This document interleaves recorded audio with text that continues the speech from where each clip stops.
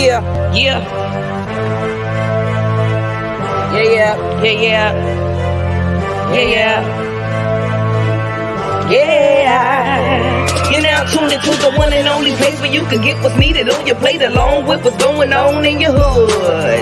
Candy Lady's gonna keep you up to date with events going on around your way. What's really good? SC by Black locally. Keep them dollars circulating in your own community. It's the SCBBL show. You're now tuned into the SCBBL show. Rock on. Rock on.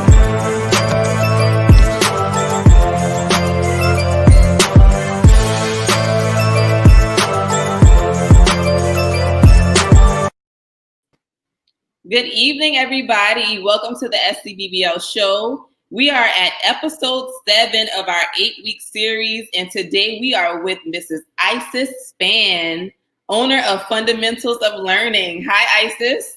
Good evening, everyone. Hi, Candace. How have you been in all of this that we have going on around us? I've been. I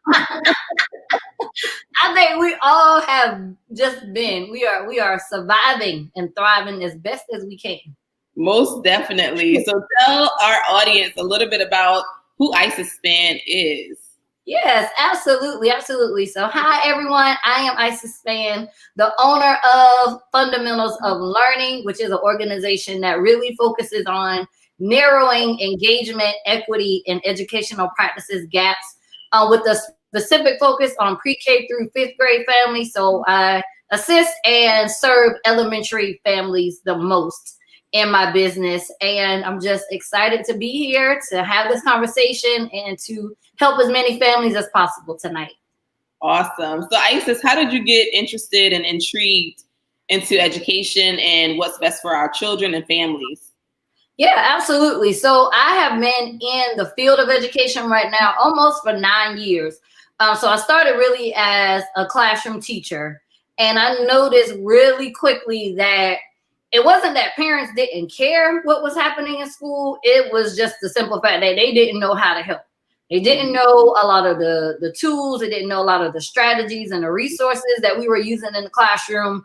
And when I saw that lack of knowledge, about 2 years ago, I decided to start a YouTube channel, which was just 5 tips in 5 minutes. Like, that was my little catchy phrase, because I really wanted my then kindergarten families that I was teaching to understand how to teach sight words and how to help with math and how just to build confidence in their children. So I started with those videos pretty much on YouTube. And then I decided to turn it into a business after I had my son, and decided that I was going to take a break from the classroom and really focus on consulting and really helping families really get what they needed. That's awesome. What was that experience like, Isis? First of all, 5 minutes is more than enough in our time because everybody's attention span is like this big right now. But I've seen some of your videos and they're very interactive. They're very upbeat and it's very catchy. So I know that families have been getting a lot from that.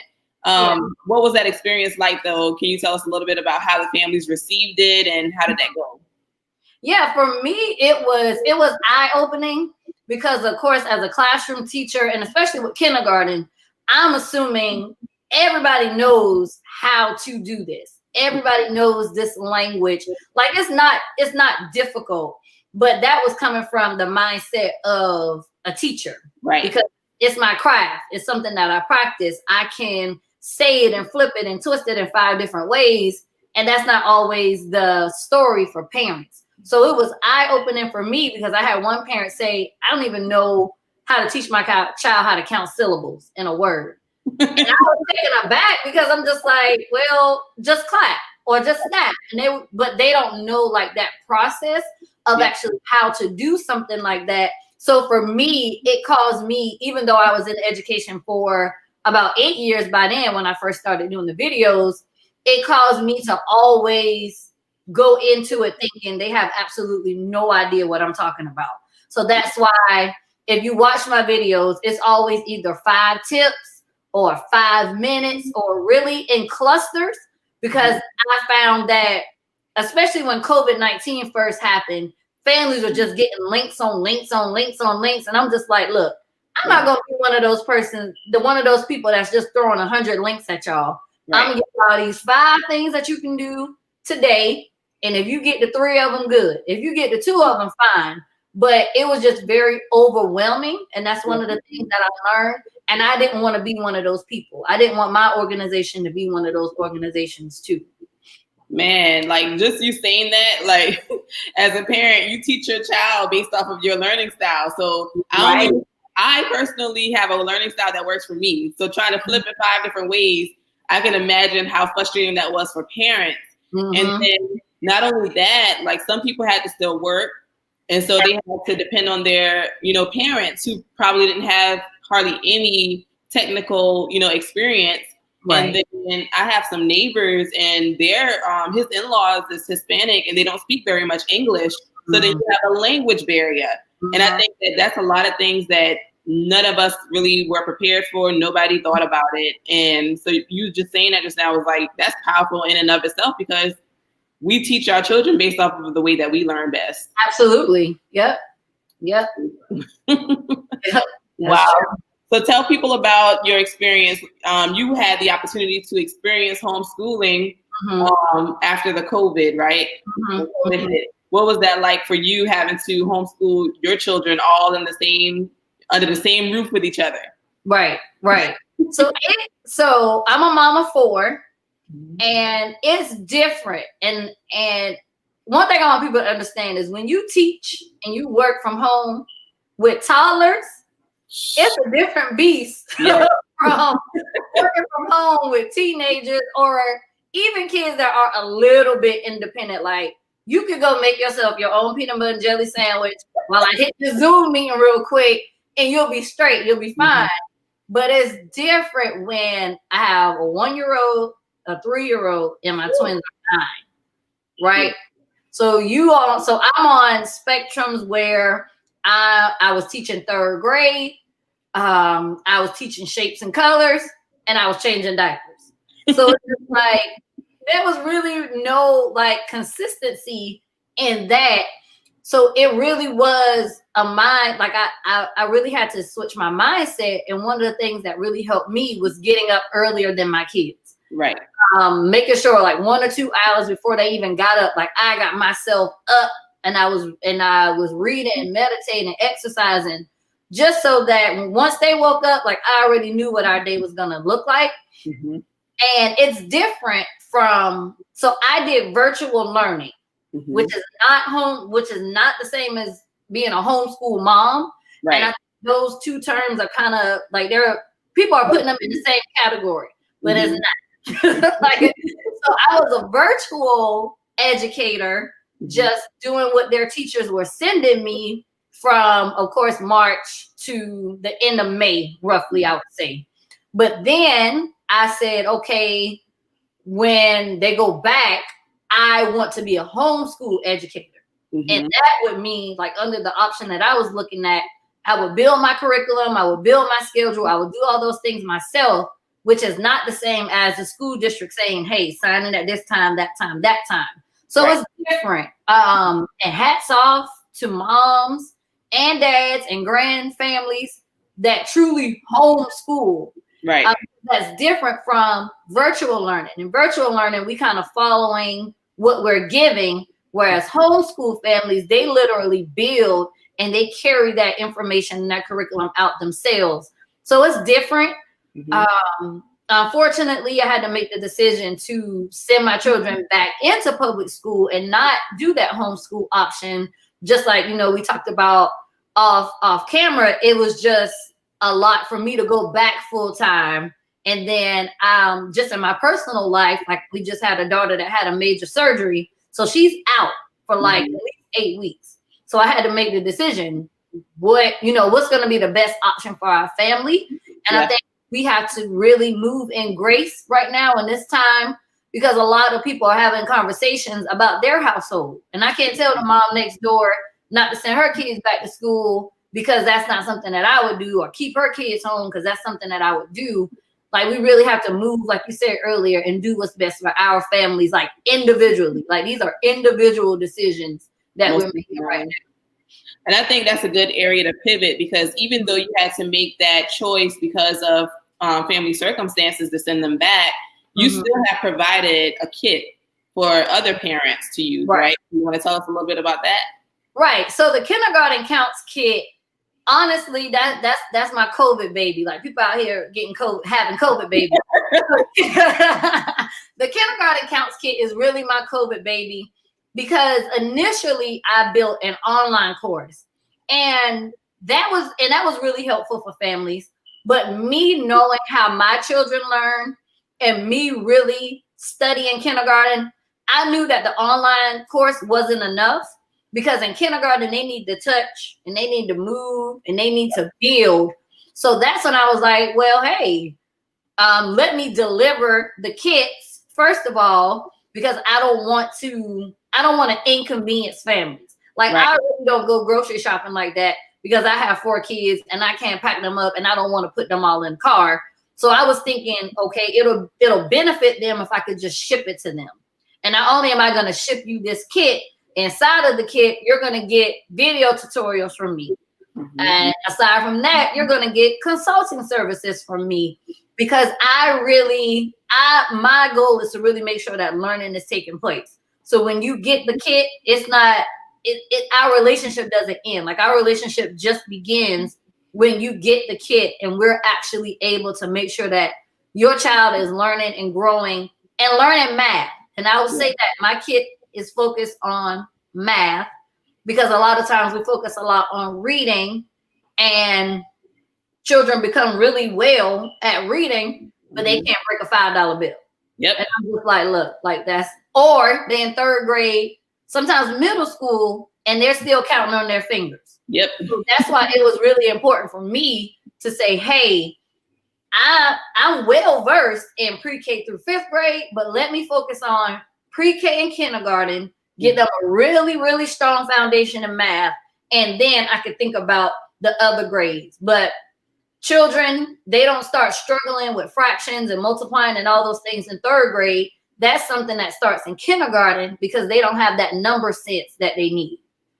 That's also a part of the No Child Left Behind, because you have some kindergartens who are very advanced, and then you have some of them who come in, and if your child is too smart, in like preschool, they can't get in school. So it's like they come in the next year and they're ready to go, but they're kind of like set it back because of the rest of the classroom. And on top of that, you have like some families who are just like, well, I'm more comfortable with reading in English, but don't give me math. I'm not good at math. So they don't really focus on the math part. So that the kit that you're providing is focusing on an area that a lot of people feel kind of weak in. Yeah. And that's what I was finding. Like a lot of my parents are just like, I don't like math. Like I don't even want to touch math. I don't want to talk about math. Yep. At the end of the day, when we look at STEM and STEAM, depending on the community that you're in. I just found out about STEAM this year. Shout out to Lachey. Right. Yeah, because but when we think about it and we look at, like, if you look at the data and the numbers, a lot of careers are moving into fields where it's going to be required that you know math and that you know math well. And that's what I tell a lot of my parents and my families. Like, it don't matter if your child want to be a rapper, a singer, a chef, they need to know numbers. Like bars. Right. 3/4 of flour and a half a cup of flour. Like, that's the difference between a good cake and a bad cake. Right. $500 on your check being short versus $500. Like, you need to know math no matter what field you're going into, because you need to know how to manage your money. And we talk about the Black community, right? We talk a lot about managing our money. How do we know how to manage our money, or how will we know how to manage our money if we don't know math? Right.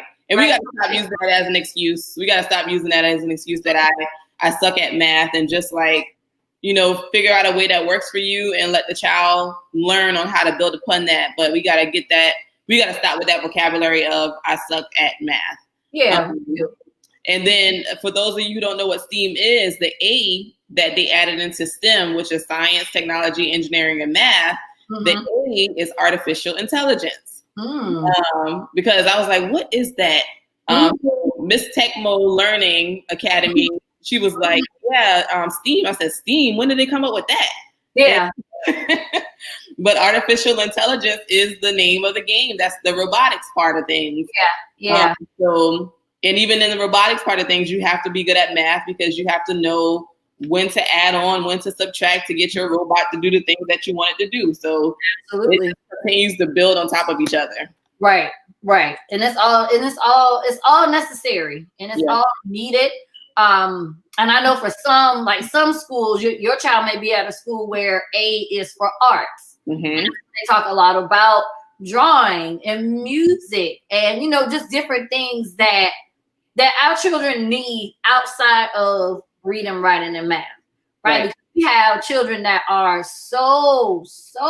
do such a good job when it comes to the arts. And those things aren't really celebrated and taught as much as they should be in public schools. So a lot of times when you do have the opportunity to homeschool, like you have to put in as much of that stuff as you can, because a lot of times they don't get that in the public school setting.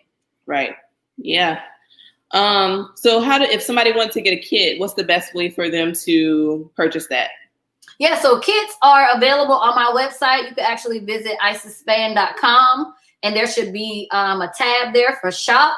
And if you click on that, it'll take you directly to the Kindergarten Counts kit. You can also visit my Facebook page, Fundamentals of Learning, because I have a couple of posts on there as well that will take you to the site.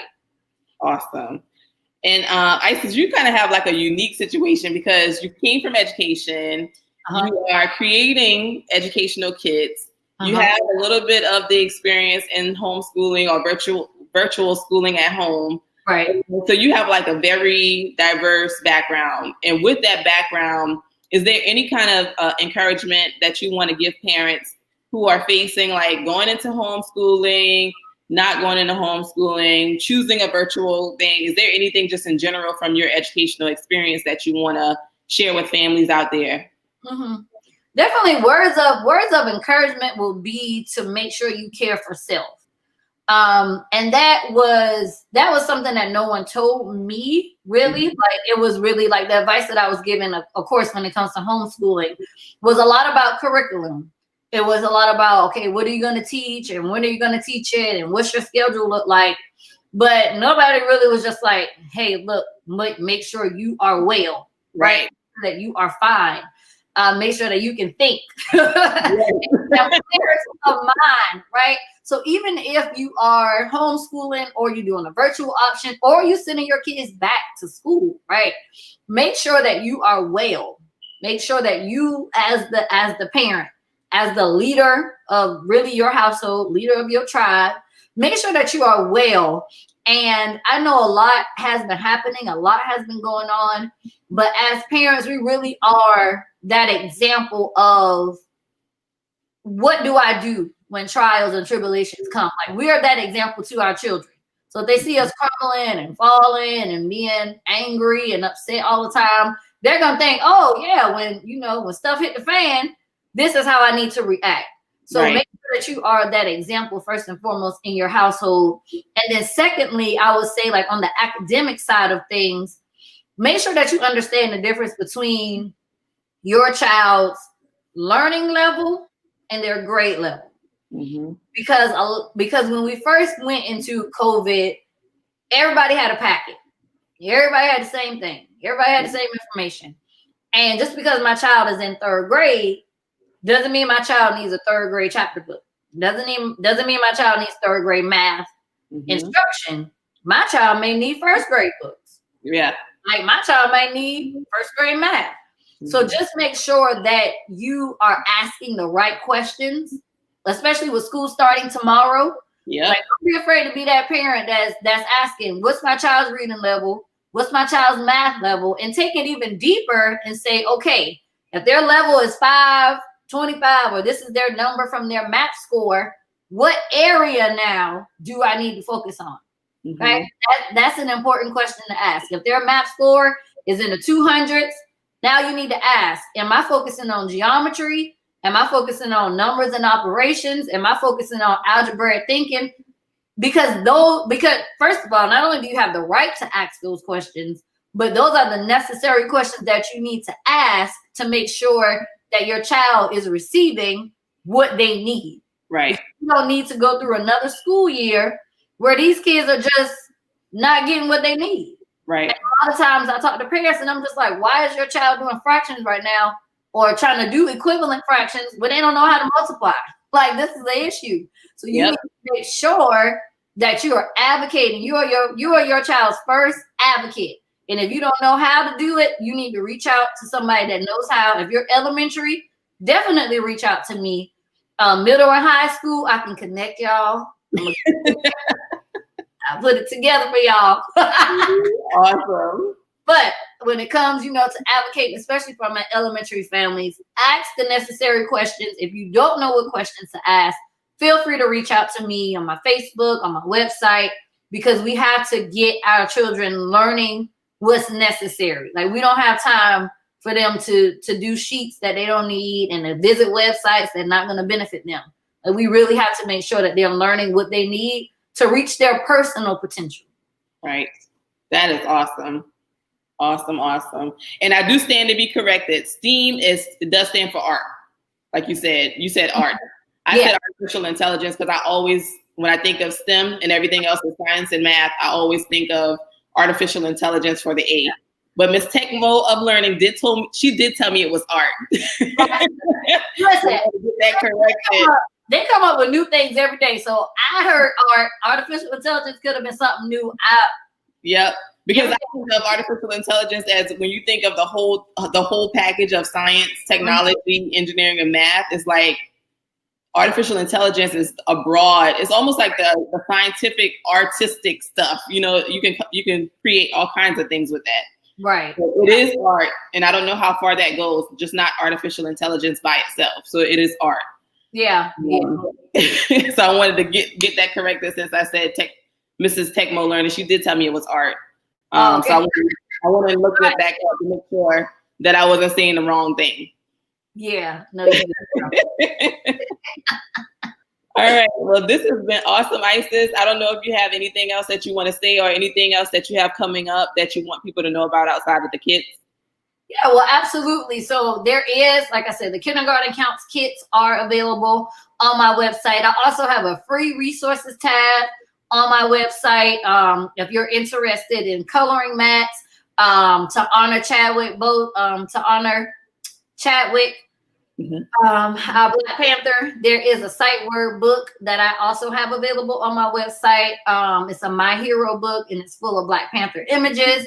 If you would love to download that for your children, but also visit my YouTube channel. It does have videos from, like I said, pre-K all the way up to 5th grade, talking about academics, but also talking about confidence. You can find my page, Fundamentals of Learning, on Facebook. And then if you visit my website, which is isisspann.com, you have all of my social media links at the top.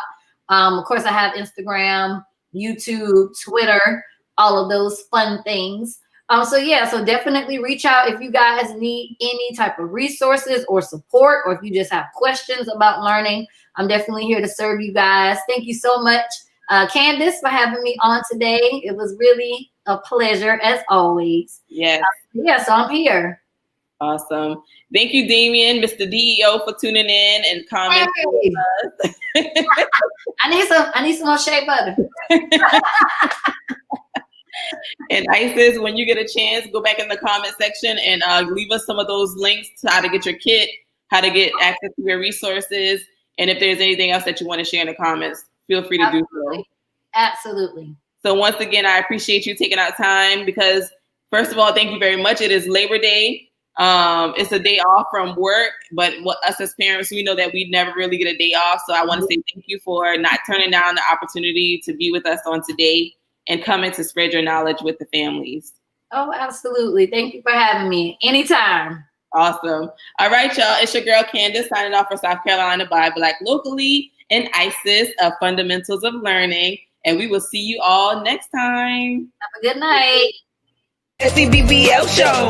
Rock, rock, rock on, rock, rock.